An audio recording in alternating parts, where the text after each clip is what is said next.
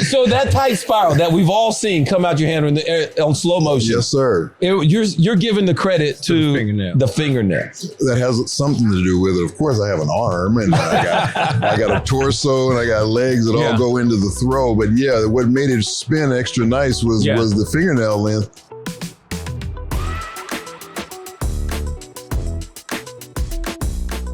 What's up, everybody? I'm Peanut Tillman, and this is the NFL Players Second Acts podcast. And with me, as always, my Trish co-host, Mr. Roman Harper. All right, man. Appreciate it, man. We're here at Radio Row. It's going to be this is going to be an excellent one. This guy, our next guest, has become a good friend. Yeah. And I love talking to this show, man. He's one of the most respectful gentlemen you'll meet here during the Super Bowl this week. So go ahead, Peanut. I'm supposed to not read all of his accomplishments, but this thing is so long. First off, the only player in the Canadian and the Pro Football Hall of Fame, a 9-time Pro Bowler. He won the Grey Cup 5 times. And like myself, he's a Walter Payton Man of the Year award winner. Ladies and gentlemen, please welcome Warren Moon to the pod. Are you going to the luncheon tomorrow? I am going to the luncheon tomorrow. I'll see you there then. Yes, sir. Yeah, yes, sir. That's one of the most honored awards that I won throughout my career was that one. Why was that? I think it's because of what it stands for. It stands for your play on the field, but it also stands for what you do in your community. And that's something that's always been important to me because of the way I was raised and how the community helped me get to where I am today. If it wasn't for organizations like I had in my community, whether it was Boys Club or Cub Scouts, Boy Scouts, stuff like that, Vacation Bible School, if I wouldn't have done all those different things, who knows where my life would have been coming up in South Central Los Angeles. So it kept me on the straight and narrow. It kept me in positive environments, and it kept me being active. And I had mentors around me because my dad died when I was 7. So my mom got me involved in sports and things to just keep me around other boys and other mentor men in my life. And my mentors were my coaches. So you used to keep your fingernails like extra tight just so you could throw the rock, right? Is that still a thing? And what started this for you? Well, I think good grooming started for me with my upbringing. My dad passed, so I grew up with 6 sisters. Oh yeah, and my mom. So it was me and 7 girls in the house, right? Yeah. So I learned all the stuff that girls did. They took care of their nails. They took care of hair when I had hair. I made sure I was lotioned down. I mean, everything that you're supposed to do to take care of yourself, I did growing up. And my nails were something that I wanted to always take care of. But when I was playing, my 4 fingernail, if it was the right length, my ball spun like nobody I ever knew, you know? And if it wasn't right, it affected me mentally. So that tight spiral that we've all seen come out your hand in the air on slow motion. Yes, sir. You're giving the credit to the fingernail. That has something to do with it. Of course, I have an arm and I got a torso and I got legs that all go into the throw. But yeah, what made it spin extra nice was the fingernail length. And if you looked at the balls that I threw, say in warm-ups or whatever, brand new footballs, you look at them, they had cut marks in them as they came off my fingernail. Boom, boom, boom. So we were talking to Joe Montana a little bit earlier, and he talked about how what the quarterbacks are able to do with the balls. Did that really make a difference with you, like getting a ball fresh out of the box? I didn't like a fresh ball. I wanted my ball beat up. Yeah, I liked a little bit older ball. The kickers, or punters and kickers, would take care of the ball because they didn't like them new either. So they put them in the dryer. They did all kinds of stuff, scuffed them up, and I liked them like that. So they did them like that on Friday if we had a home game to get them ready for the game on Sunday. And yeah, when those balls were right, I was right. Oh, I like that. So have you ever looked at combining your CFL stats with your NFL stats? People have done that with me. It's a lot of yards, but 70,553 to be exact. So that's a lot of yards. Yeah, my arm started hurting as soon as you said that number. God, that's a lot of throws, man. Those are a lot of throws. But you know what? Based off what my career was in the beginning and what people thought, even going all the way back to high school, I had high school coaches that didn't want me to play quarterback. What they want you to play? Wide receiver or defensive back, which is what they wanted us all to play. Yeah, absolutely. We were the skill guys. Yeah. We weren't supposed to be able to think. We weren't supposed to be able to throw. We weren't supposed to be able to lead, all those different things that quarterbacks asked to do. And there was a mentality back then a stereotype back then that we couldn't do that. You couldn't call it racism because there's too many other African Americans at every other position. But for that position, there was racism. Well, I'm just thankful that you got the tough skin and you persevered through and you continue to play, because there are a lot of guys in this league right now that are playing that position because of you. Well, we got 2 in the Super Bowl. And yeah, this is the second time this has happened. And the first time it happened 2 years ago, I'm proud now, but I was proud then because we had won at other times, like Russell Wilson went against Tom Brady, and there were other guys, but when you had 2, I'm like, whoa, the chest went out just a little bit further, because this is one of the things that I fought for when I was being defiant about playing this position. Not so much for me to play it, but I also knew there was a responsibility by me. Doug Williams, we talk about it all the time when he played at the same time. Randall Cunningham, we were in the league all at the same time. And we talked about it all the time. We knew we had more responsibility than just our football team and our organization. It was a bigger responsibility that if we played well, other guys were going to get a chance. How much of a responsibility is it to not only just play well, but be looked upon as ultimately a great leader, or what a great quarterback, quote unquote, is supposed to look like when you 3 don't look like everybody else's quarterback? Right, and that's what playing the quarterback position is all about. Can we lead? Can we be the face of a franchise? Can we be the guy that our owner wants to take with him to the country club and introduce him to all his buddies? Right. All that played a part in it. The whole visual of the whole thing. Do you want this guy to be your guy? And I had to act a certain way during that. I had to make sure like I dressed the right way and I looked the right way and I was groomed, and because you wanted to make sure you showed up well for your owner, because again, that was going to help other guys get that opportunity, and maybe what I was doing, other guys would follow when they came along. So you won 5 Grey Cups. That's amazing. That's Canadian Super Bowls. Yes. Would you trade 1 or 2, any amount of Grey Cups for a Super Bowl?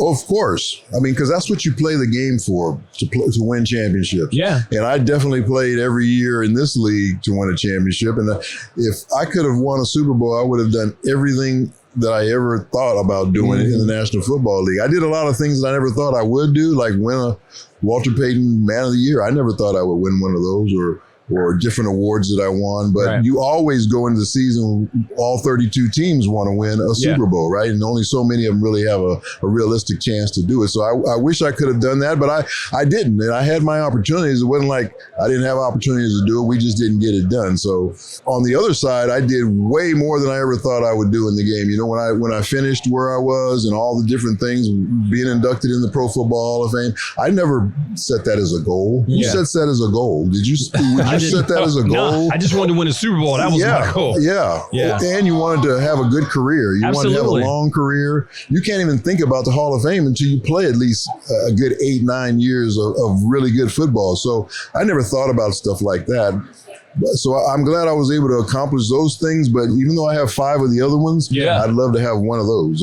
Absolutely. And I do have one as a broadcaster for the Seahawks when they beat Denver. So I got one for that, but it wasn't for my play on the field. And McCaffrey got one. And McCaffrey got one for calling the game too. Just learn. So whatever it takes to get one, I got one. But I would love to be able to have one and be up on that podium. Yeah, absolutely. So Aaron Rodgers is 42. Do you think he will return for this next upcoming season? I think he will. I just don't know where. I don't know if the Jets are the team for him. We have to see what their new staff. They got a new general manager, a new coach. Let's see what Aaron Glenn wants to do. He just brings a lot. He just brings a lot to the table, wherever he goes. And you have to, as a new coach coming in, do you want that or not? But he can still play. He's on the top half of guys in this league, so why not? Besides yourself, who throws a pretty ball? I like Matt Stafford. Oh, yeah. Oh, my God, he can sling it. Yeah. He still can sling it. Yes, he can. I like guys who can throw from different platforms. Everything's just not – like Tom Brady was perfect, It was everything from the pocket. All over top. But guys like Stafford – Patrick Mahomes. I like Jaden Daniels' ball. Yeah. Yes. It comes out quick. Well, Lamar's starting to change his arm angles too now a lot more now. He's not over the top. He's a lot the guys more that can sidearm do that now. are going to be much more effective because you can't always throw with perfect feet, perfect form.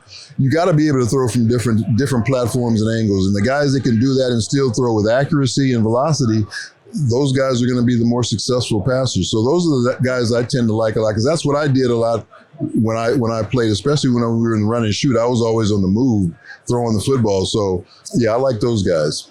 What do you look for in a great quarterback? Like, what are the attributes? Of course, you want him to have the physical gifts. He doesn't have to have a rocket arm or anything like that, but you want him to have accuracy over velocity. Mm-hmm. Accuracy is so much more important than velocity. You love to have velocity when you need it. Mm-hmm. Sometimes you need to call on that throw when you want to throw that deep dig across the middle or whatever, and you got to zip it between 2 or 3 different guys. But accuracy is much more important. Anticipation, being able to have movement, you got to be a little bit more athletic, especially in today's game. You got to be able to move a little bit. And the guys who are having the most success today can move and buy time and make things happen or take off and run. But more importantly than that, and what you can't see, they got to have that heart and that toughness. And that's what I love about Patrick Mahomes. I think he's the most competitive and the toughest of all the quarterbacks playing today. Josh Allen is a lot like that. Lamar is a lot like that.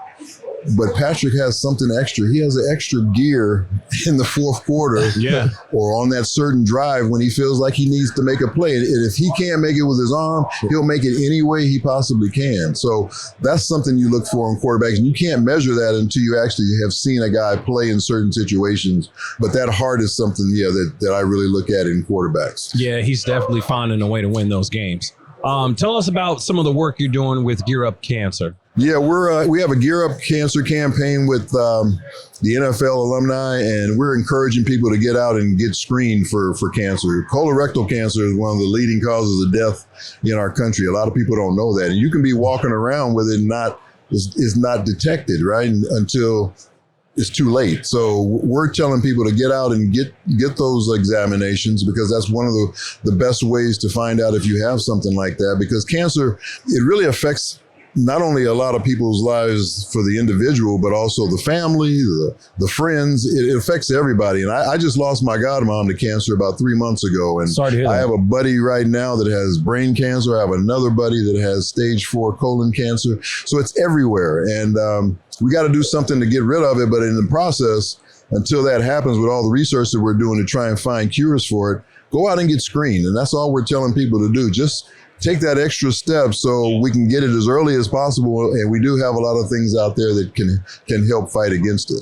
Yeah. Well, I'm a product of that. My father caught his colon cancer early and got it all taken care of. That's the key, right? Yeah, he caught it early because he actually goes to the doctor. Yeah, so, yes. that's the key. The earlier you can find these things, the better chance you have of beating them until we find an actual cure. My dad did the same thing. Oh, well, there we go. I don't think it was competitive. I'm not competing against cancer. I said my dad did the same thing. Okay, great.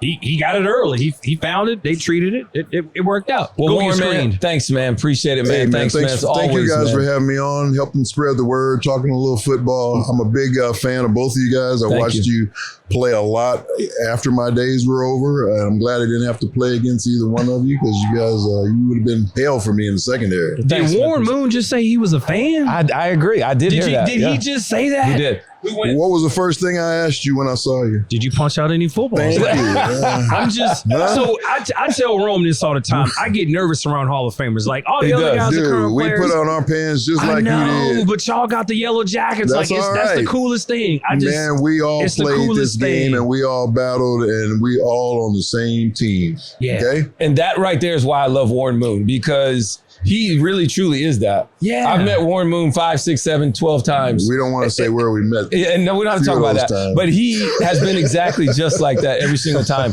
And I'm the one that's nervous. He comes up and speaks to me. Yeah. And that is beautiful. That's why I love your spirit and who you are personally. I respect NFL players because I know what goes into this game. Sir. I know what we go through in order to play it and what it takes to get to this level and then to be successful at this level. I have great respect for you guys. Thanks, man. Appreciate it. Appreciate you coming on. Thanks, All man. right. Thank you Thanks very for much. having me. I can't wait to introduce this guy. Pro Bowler, 13-year vet. He's a Renaissance man. He can hoop. He can cycle. He's got his pilot license. He's training to row across the Arctic Ocean. He lives in a boat for 6 months. Ladies and gentlemen, welcome Jimmy Graham. Jimmy Graham. What's up, guys? I appreciate you guys having me. I appreciate it. Rowing across the Arctic Ocean. I got respect for that. I built a rowboat back in like 2019 from scratch. I have no idea what I'm doing. And I rowed across Lake Michigan. Wow. And it took me 25 hours straight, nonstop. Did it for charity, raised a whole boat ton of, we raised about $200,000 worth of cash for these kids in cancer. But man, it's tough. Oh, yeah. It is actually, I had to learn how to row. Oh, yeah. Like the feathering technique and doing I had to learn how to row. It's awesome. Are you going to tell him about the worst thing? I mean, he's probably training for it. I'll do that off camera. That ain't nothing I want to talk about on camera. Like, don't give me like, no. You're not going to give me like that, boss. No. We're not gonna do it. Okay, later. We're doing later. I'm going to get you off camera. I'll give you all the advice you need. You really just try to play me like that. Don't try to play me like that. So what got you into this? Why do you want to row across the Arctic? This was an idea from one of my best friends. So he was 22 years, SEAL Team 6, and he was getting his MBA from Cambridge. He had been asking me to do this for about 10 years. You probably met him. His name's Trope. He used to come into the Saints quite a bit back in the day. And so I was at his graduation. We're sitting at a pub, and he basically says, you're the only one that I could do this with. Can you help me accomplish this goal in my life? So the next thing I know, I'm agreeing to it. And then now we're rowing across the Arctic Ocean. I'm the only one on the boat who hasn't rowed before. So this year I've been, like you did, learning how to row. Yeah. Learning how torturous that is, how at times extremely boring in many, many ways. It is such a mental thing, like as well as physical. It's been something that is a completely different world to me, completely. So do you guys like listen to music while you're rowing? Like, because you said it gets boring. Like, so you listen to music different than what they're listening to. Like, how does this go? Yeah, so like I've always got a little headset on randomly. If I'm not feeling the music they're playing, then I'll play something else. I'll start to do podcasts, but really the brutal thing about it is really at night. So we just did our first open ocean sea trial last week in Miami. So we went Miami, Ala Mirada, back to Miami. It was 250,000 meters of rowing, but the night shift is 2 hours on, 2 hours off. So let's say you're 9 to 11, right? So then you get off, I get a little bit of food. I'm lead navigator and comm. So I set the new course where we're going to be headed for the next 2 hours. And then I try to get like a 50-minute sleep nap. Then all of a sudden you're getting woken up at 1 a.m. with an alarm, and you got to go climb out of this thing, get outside, and sit there and do cardio for 2 more hours. And that's 2 hours on, 2 hours off through the night. I mean, it's besides the boring part, it's very difficult because you're so sleep deprived, you're calorie deficient. I was burning, just for this camp, I was burning 9,000 calories a day. So being able to take in that amount of food is tough. That's why you're looking so good, Jimmy. I see you, dog. No, I'm just trying to keep up with y'all. That's all. All right, you look like you can still play. Yeah. Oh, I can still run and jump. Of course, Jimmy would say that. All right, this is exactly the story that I This is how we make Rome feel bad. Can you still dunk? Oh, I'll forever be able to dunk it. So I can dunk on him for sure. I can too. Yeah. Rome, can you dunk? Nah. You ain't even going to. No. I'm a layup type guy. I'm 44 and I'm 44 and I'm still dunking. I want to tell. So trash. All right, so Jimmy, I think I got a couple stories on you that I think are pretty good. All right, interesting facts about Jimmy Graham. Number one, the funniest thing that I've ever seen Jimmy do is we're out at like OTA, not even OTAs, but people are practicing whatever, and Jimmy just happened to fly a helicopter over the facility one day. I don't know why. I have no idea why you did this. Maybe you can explain to the people. Yeah, well, so I was training. I was getting my pilot's license at the time, or I was getting my helicopter license. And the idea was, because my family used to come in from Miami, I used to have a lot of people come in to the games, and the traffic afterwards was out of control. So the idea was, because they got a helipad right at the stadium, so the idea was to start flying in and out of the game so I can get my family back. So that was kind of that. But I told Drew that I was going to be flying, so he told me to come by. So, I stopped by and just saw what you guys were doing. The other great story, all right, Jimmy Graham's having this amazing year. He's having contract disputes. Him and Mickey going back and forth. Jimmy comes out some Monday night game, scores about 3 tuds. I'm like, Jimmy, bro, just get the contract done. What is going on? I could go upstairs and get the contract done. He said, Rome, maybe I need to hire you as my agent. I said, dude, I take less and I get it done faster because you're going to go score me 2 more tutties. I will go upstairs, tell Mickey, I want $20, and I slam the door in your face right there and get it done. Just like that. Just like that. He almost hired me, but it's all good though. He did get paid later. I ended up getting paid, but obviously there was a lot going on with that whole payoff. So, and probably led to me getting traded for sure. So that's how it is. It be like that sometimes. So I just want to go back to the whole pilot, the helicopter. Explain how difficult it is to fly a helicopter, because it's you got the joystick in this hand, you got the throttle in this hand, and then your feet and the balancing of what you're doing. I mean, it's the ultimate multitasking. I would compare really helicopter flying very similar to seaplane flying, where you're low level altitudes, making low level decisions, landing off airport. But that stick is called it's a collective. And then there's your anti-torque pedals. And then there's your cyclic. So basically every control is connected. So when you make a power change, either less torque or more torque, that's going to cause you to have to use your anti-torque pedals, which is what rolls the little blade in the back. So what that is doing is that little blade is stopping the helicopter. So any moving mass, anything connected to it wants to roll in a equal and opposite direction. So if you didn't have that little blade in the back, then the helicopter would just spin out of control.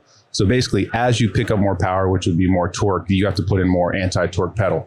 And if you keep the same attitude with the cyclic, then that means that you're going to start to gain altitude, right? Or lose altitude. If you don't want to do that, you want to get more forward speed, you just press lightly forward, and that will change that torque into what is going to be forward movement. It's basically all connected, and you really have to understand, one, not only the aircraft itself, but really all the physics around it, right? Yeah. There's something called translational lift, which is what's happening because of the tail rotor is creating its own thrust.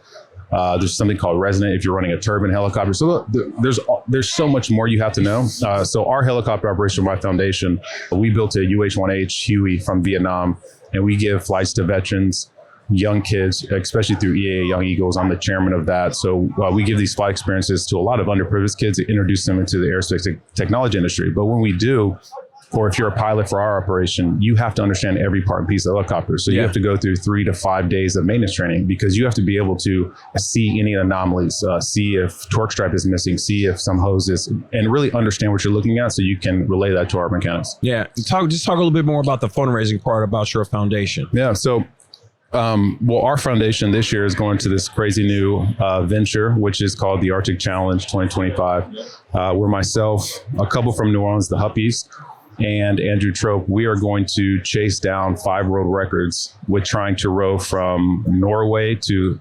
Longyearbyen. I forget the exact how to say it, but it's a glacier island in the Arctic Ocean. So it's going to be 1,000 kilometers, and we're also doing that to raise money for a few local charities here in New Orleans. One is called the Covenant House. They're a homeless shelter for kids under 22. Mm-hmm. They do great work with really shelter, healthcare, everything, and then they start to transition them into jobs and schooling and everything to try to get them back on their feet after whatever they've been through as a small child. And then Laureus, they introduce kids into sports. So we're going to be rowing across the ocean, and we're going to start this campaign called the 1,000,000 meter challenge, where we're going to try to raise $1 million for the various charities here in New Orleans. So, Jimmy, would you call yourself an adrenaline junkie? I wouldn't say that. Nah. I would just say you're one-on-one. Yeah. So Jimmy, I would always read books about flying, right? Then next you know, he starts becoming a pilot. Then from the pilot, he's like, I'm up here. I might as well learn how to fly a helicopter. Might as well. Then he's now his helicopter. Oh, you know what? I think I want to do boats now. Yeah. So now he's into boats and he sails now. And it's like, he's just always the next thing. Your curiosity for all these things, did this come from your upbringing where it wasn't the best? You didn't come from where you were adopted, you were brought in by your family out of Miami, and you have grown into this young man that you weren't always who you are. Yeah. I think a lot of it did come from my childhood. I think it came from not having many opportunities, but having a lot of curiosity, where I would see something and I was just like, well, how do you get involved with that? Or, because I had never experienced most of these things that I do now as a kid. But I think that's what it really is curiosity.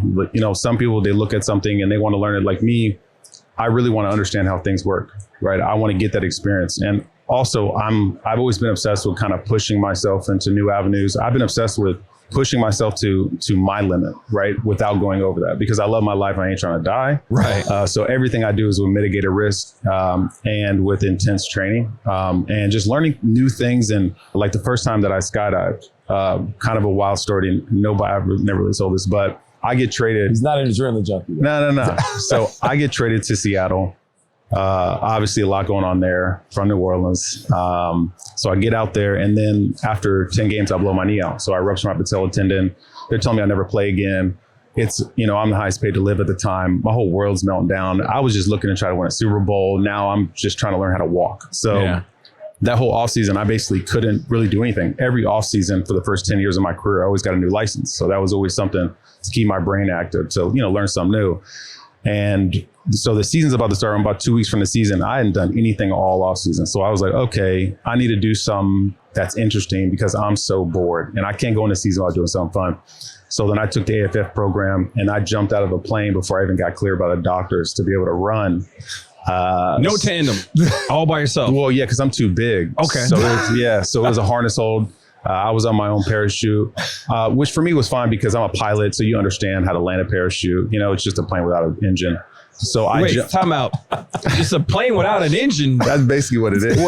It's just a big wing above you. It's there's more going on. And I've skydived before, but I ain't never called it that before. I've been skydiving twice, and I ain't never called it a plane without an engine. It's just a big wing above you. But I remember going up in that plane, and I saw the first people jump out. And I was sitting there and I was like, what did you get yourself into, man? You are an idiot. Well, like at a time when highest paid, right? I still haven't been cleared. I'm basically putting my whole career up for this experience. I'm like, what are you doing? And then I started panicking. But then I ended up loving it. And, you know, now I've got about 100 jumps. So it was fun. I would consider that a bit of a adrenaline junkie on that one. I'm with you with the plane, the helicopter. I like that. You like the challenge. You want to, you know, keep the mind going. The row on the boat. I did that. So the jumping out the plane, I'm not cleared. I'm the highest. I want to know this because you said something that I don't think I knew. You said your first 10 years of your career, every offseason, you picked up a new license. Yeah. What were some of the coolest licenses that you picked up in this 10-year journey? I would say seaplanes. Crazy story there. So I get to Seattle. My first week on the job, this kind of older man kind of limps around. He just had a surgery and he said, hey, I hear you're a pilot. And I'm like, yeah, I'm a pilot. He's like, oh, have you ever flown seaplanes? I said, no, I haven't. He's like, well, my name's John Nordstrom. I used to own the team. I sold to my best friend, Paul Allen. I flew my seaplane in here. Do you want to fly? I said, of course. So we went outside and from the facility. Immediately, you just like, yeah, let's do it. Have to. Yeah. So immediately, well, also, you know, it's with certain people, I know that his maintenance is probably pretty good, right? Because, you know, liquid cash is not an issue. And so all that. And I'd heard how much he had flown over his lifetime because he had 4 of these seaplanes. He had 2 in front of his house. So we take off from the facility. We go by his house. I see all this and I'm like, I need this. So how low were you guys flying? I mean, usually on a seaplane, really, especially Lake Washington, there's a bunch of airspace above you, so about 500 feet. Okay. Kind of the whole time. So literally that weekend, I got my seaplane license. And then 3 months later, I bought my seaplane out of a junkyard from Canada and rebuilt it. So that whole experience was pretty incredible. Any other licenses that really stand out to you in the next part of your journey? On the next part? Yeah. Well, I got all kinds of stuff I'm trying to do. Yeah. After this rowing, I'll be heading into doing air shows. So that's really the end goal. I love to do air shows. I love to, entertain a crowd. You know, it's like, it's going to kind of fill that gap that football had for me. Yeah. I always tell people.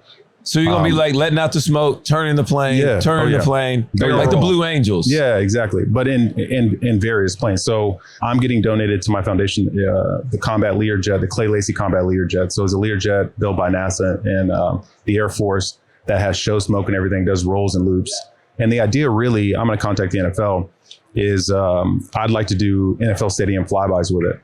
but I can carry veterans on board. And on the wings, I can have F-16s, F-32s for the national anthem. And then during the halftime, I take, especially during salute to service, I'll be able to take everybody on the field, give them a tour. I think it'd be pretty cool. But there's also a guy that I'm linking with. He's got a jet Waco. Now, what is that for us non-airplane people? Yes. So his name's Jared. It is one of the most incredible one-off planes in the world. It's an old bi-wing Waco, it's called. So it's all fabric, the wings and everything like that. It's all been reinforced, but they also added, it's got a radial old engine. So radials were built in like the 30s. But it also has a Lear jet engine on the bottom of it. So it's an insane plane, does insane stuff. So we're going to link together. We're going to raise to try to get some sponsors and travel America, just entertaining people, which I think is going to be a great piece because that's cool. Yeah. Like I always tell people, one, I can always, every city I go in, I can take kids up, you know, and I can give out this experience because I like to introduce kids into this aviation stuff. Yes. So that, you know, be a mechanic, engineer, or pilot. There's a lack of that. It pays very well. But also, there's nothing that can replace scoring a touchdown in the NFL, right? Yeah. That is the one thing that beside the locker room is hard to replace. Yeah. But as far as like scoring in front of 90,000 people, you're one-on-one against a grown man and you baby him. And then, you know, that's an amazing feeling.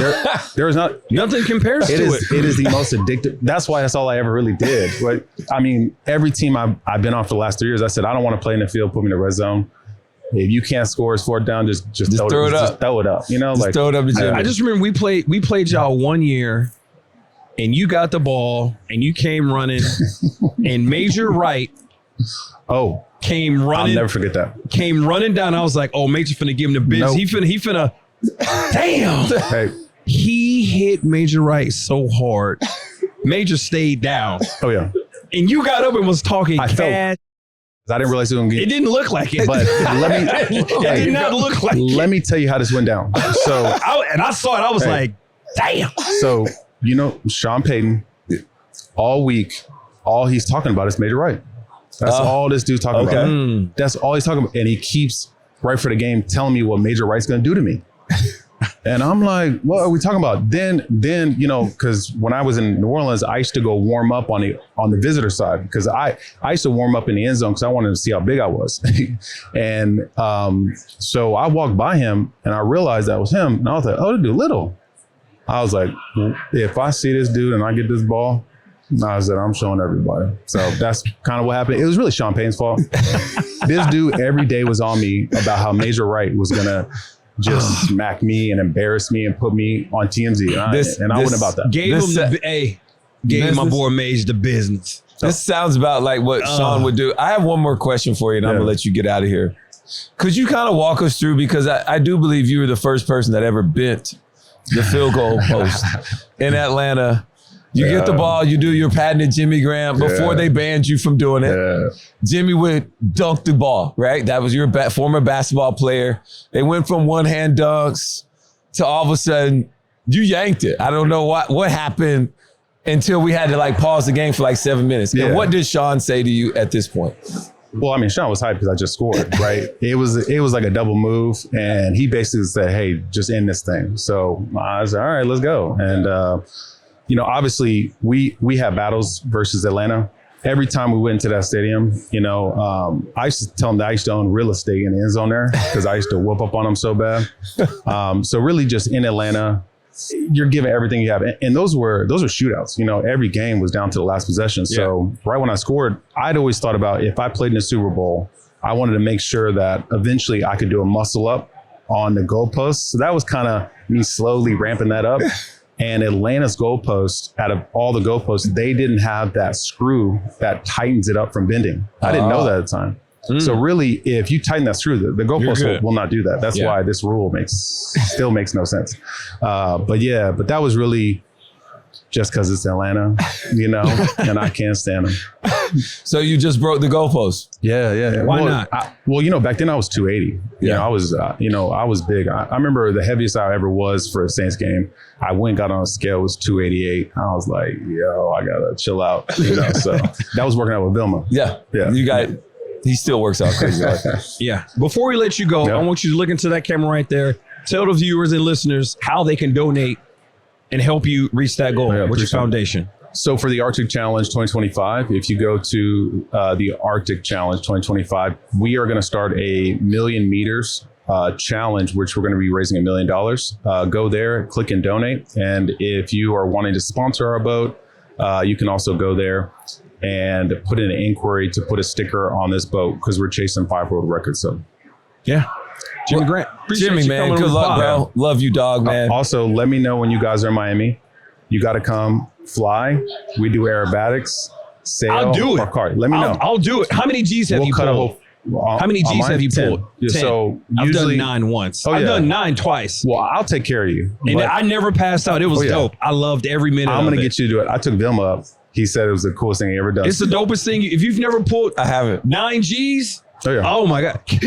So my plane goes 10 and -10, but really -6 is about how much as the body could take. But if you guys come out, we'll put cameras everywhere, we'll do a whole thing. I think it'd be, because I might eventually start doing this because I do all kinds of weird stuff. Yeah. So I might get a bunch of former and current players and just see if they can, do one of my hobbies and film it, because it'd be fun. I'm all for it. I like crazy like that. You'll be first up then. I'll do it because I've done it. I've done it. awesome. Yeah. Rome over here. Hey, I tell you what we do. Before we get off, let's get a license. Let's go get our pilot's license. Here we go again. Why don't you guys do a podcast from my hangar and we'll go fly and do all that and be a part of the podcast? I got my drone pilot's license. Let's go. I know airspace. There it goes. Come on. I'm halfway there.